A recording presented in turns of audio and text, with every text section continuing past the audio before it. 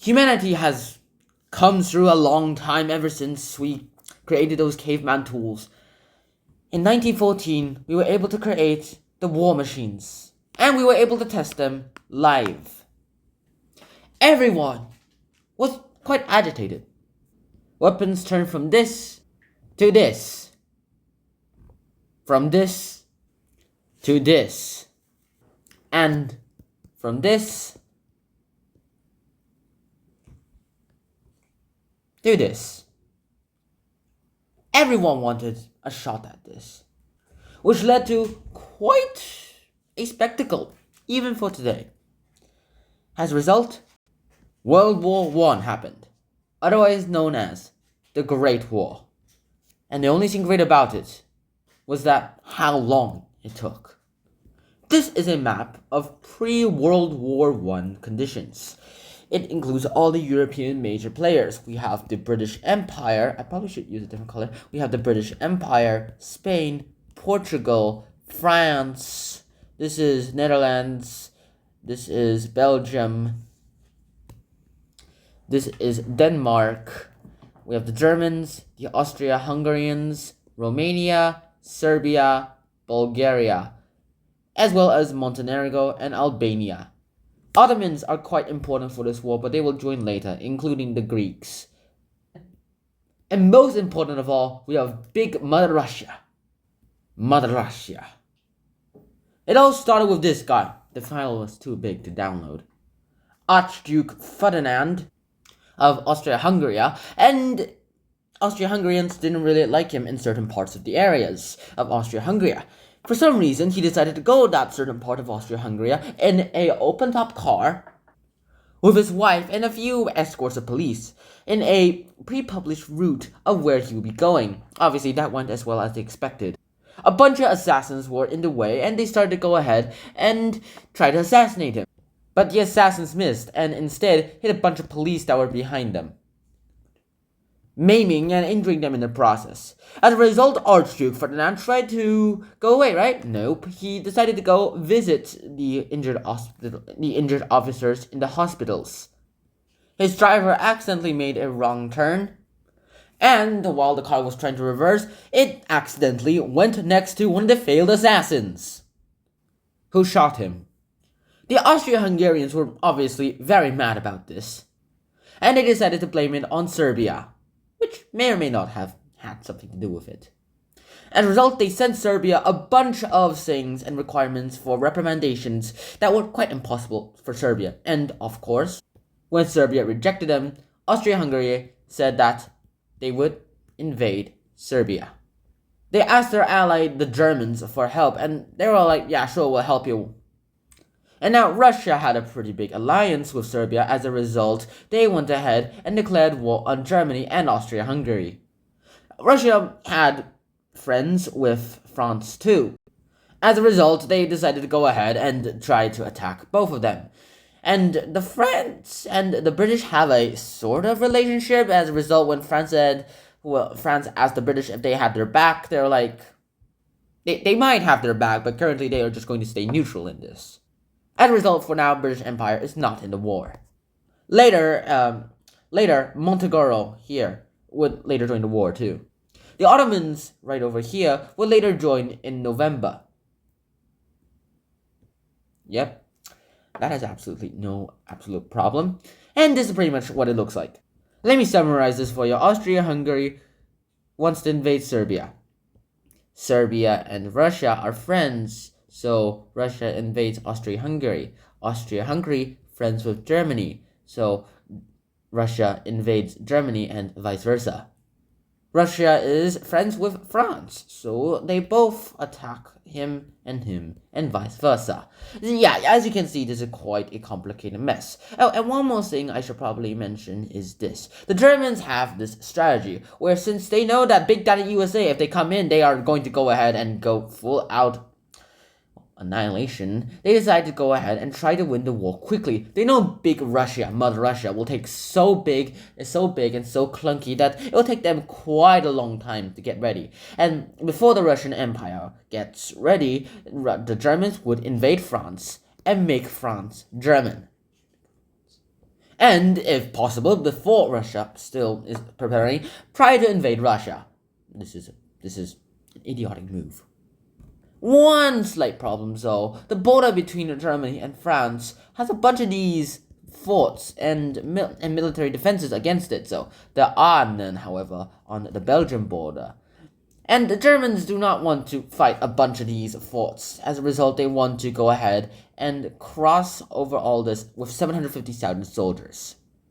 They asked these two countries, Belgium and Luxembourg, if they would either join them or get friendly invaded.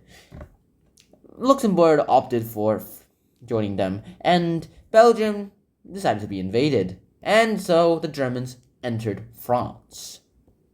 But that didn't last for long, however. As a result, this stalemate happened. And this is the first time we see an example of trench warfare. Trench warfare works like this. Both sides dig in giant hole tunnels that have open roofs, because it's not that deep, on both sides of an area. The area in between is known as no man's land, and it is full of dangers. Barbed wire, poisonous stuff, some mud that could probably just get you into sinking under it. And the point is, here's the goal: one side will be a defender, and the other side will practically be the invader. Now, the invader's chance is to go ahead and send wave after wave of soldiers, and the defenders will go ahead and gather all of them away. If the attackers are able to go ahead and overtake the defender's trench, well, everyone on the defender's trench will be gone. But if the attackers fail, then it is the defender's turn to attack. And usually the first attackers, are already weakened. So it's usually easier to go ahead and get them too. But note, these guys are weakened too. Now, back to the war. Britain was like, nah, Germany, you cannot invade Belgium. And as a result, started to make their friends with France official and invade Germany. Well, declare war on Germany. They can't invade Germany. To simplify things for you, I created this color-coded map about who is friends with who and what. Oh, and who has been invaded, obviously, that has to be mentioned here too.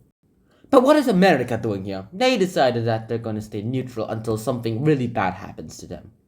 Italy decides that they would go ahead and join the war, but they're not exactly sure who they're supposed to be sided on. They were quite good friends with Germany and Austria at the time, but then the Allies promised them that they would get some of Austria-Hungary's lands if they beat the Austria-Hungarians. As a result, the Italians went ahead and switched sides and sided with France, Britain, the Russian Empire.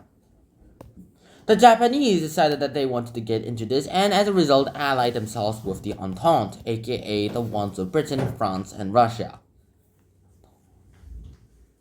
Germany was too busy being Germany and actually was able to invade Russia and was having pretty good close to France, and Paris was just close into sight of where the Germans were.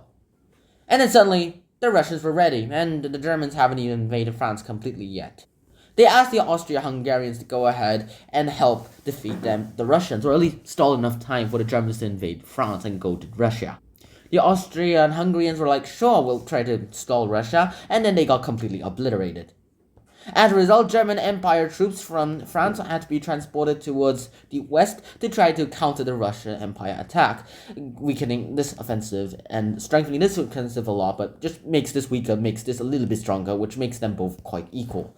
Not a good stance for the Germans. And the Austrian-Hungarians were quite dumb in war, I'm gonna have to say. The Germans would give them advice on how to head to war, and they're like, I'm not listening to that. And then, as soon as they lose something really big, they would go back to Papa Germany and ask for something. Up to this point, though, Austria-Hungary hasn't even invaded Serbia. In fact, they've even got themselves defeated by the Serbians. Embarrassing. And now with the Italians en route, they suddenly find a way to get into Austria-Hungary safely. Oh, and remember at the start of the video I mentioned something about technology? Now it's that time to shine. The British Empire started making new more technologies. So did the Germans. At the start of the war, everyone decided that they wouldn't be jerks. But then the German Empire were like, we're gonna be jerks, and started bombing civilians with Zeppelins. As a result, British Empire went ahead and bombed German Empire's civilians as well too. The Germans started to go ahead and needed a bunch of natural resources. And there was a heck ton of iron here. and Germany tried to go to Norway to get that bunch of iron. The British decided to have a naval blockade of Germany to try to starve them, resulting in one of the craziest battles of history. Both sides had this little iron ship, not little to be honest, a giant ironclad ship called the Dreadnoughts. And the Dreadnoughts were crazy expensive, and neither side wanted to use them for battle, so they were kept in ports. Except for this Battle of Jutland, which lost them a bunch of these ships, and they never tried it again. And the UK started using tanks. Now, they're called tanks because the British soldiers were told that they were transporting tanks of water instead of giant armored vehicles. It's quite obvious where the name came from now. Now that Russia is ready to say to go ahead and help their buddy France and try to invade the German Empire, and they're successful until they run out of resources and then they're pushed back. By this point, everyone is quite fed up. Mentioned earlier that Austria-Hungary hasn't even invaded Serbia yet, so they asked little Bulgaria to help them invade Serbia, and they were able to succeed in invading Serbia. Everyone is unhappy at this point. They go ahead and French troops are deserting. Germans, well, they're hungry. They don't even have enough food to go around. And the Russians, well, their citizens are fed up with their government. There's this crazy old hobo wizard dude calling himself Rasputin, who's calling all the shots instead of the Tsar Nicholas II, who himself is a terrible general, by the way. And, well, people hated that, so they got this guy named Lenin to overthrow it, and they started a communist government. Also, they themselves called it socialism. In the end, though, they went ahead and pulled out of war, losing 1/4 of their land in the process. And since the Japanese are not part of the war, they decide that, hey, why not take some of Germany's colonies themselves? And the Allies like, go for it. Germany is too busy in Europe to really care about this, though. Their African colonies are taken as well, too. And then Germany makes a big mistake. They go ahead and transmit a message to go to Mexico, but along the way, it gets intercepted by America. Well, here's what actually happened. It got intercepted by Britain, who showed the Americans what the Germans sent to the Mexicans. And this is practically what it says. Hey, wouldn't it be cool if Mexico, you went ahead and invaded the United States of America? This was the final straw for the US, and as a result, on April 6th of 1917, they decided to enter World War I. This is horrible news for the Germans, by the way, because their strategy was take out France, take out Russia, get Britain out of the picture, conquer everyone else, and become the most powerful person on Europe. If America comes in, they're fresh. They're fresh, by the way. Everyone else is cold and used up. They need their leftovers, but USA is still fresh. They will be obliterated. They try this. They try to win France, Russia before the USA arrives, and they're doing really good until they run out of resources, which is when they're pushed back and the German Empire is captured. Knock, knock, knock, USA has arrived in Europe, and now everyone invades Germany. Austria-Hungary has fallen. Ottomans have fell. Bulgaria has fallen. And pretty much only Germany is the only one left. And then finally, on November 11th of 1918, at 11 o'clock, Germany had surrendered, ending World War I. The USA decided that they would have to go ahead and create a peace organization to make sure that nothing like this would ever happen again. No world war would ever happen again. No trench warfare. None of these things ever would happen again. As a result, League of Nations was created. But then for some reason, USA Congress banned the USA from joining the League of Nations. And that was when finally, the war was over.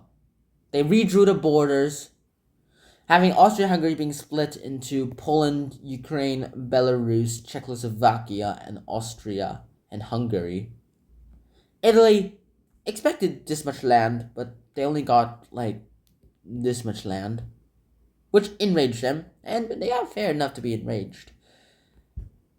And they ended up going ahead and making sure that nothing like this would ever happen again. Yay, no more world wars! This great war was the war that ended all wars. For 20 years. After 20 years, it was time for round 2. World War II. Rightfully, World War II had to happen. Germany really hated this. Obviously, would you like your country to be split into two? They had to pay enormous war debt that no country in Europe could afford, and they had to lose every colony that they owned. But in the end, World War One was over, and peace returned to Europe for the next 20 years at least. But until that 20 years is over, you could go ahead and enjoy your life in peace. I really hope you guys enjoyed this special World War One episode. This took much longer than I thought it would take, but I see it was worth it. I'll try to make new episodes based on wars soon enough, but until the next time, Sean Han out, peace. Bye bye.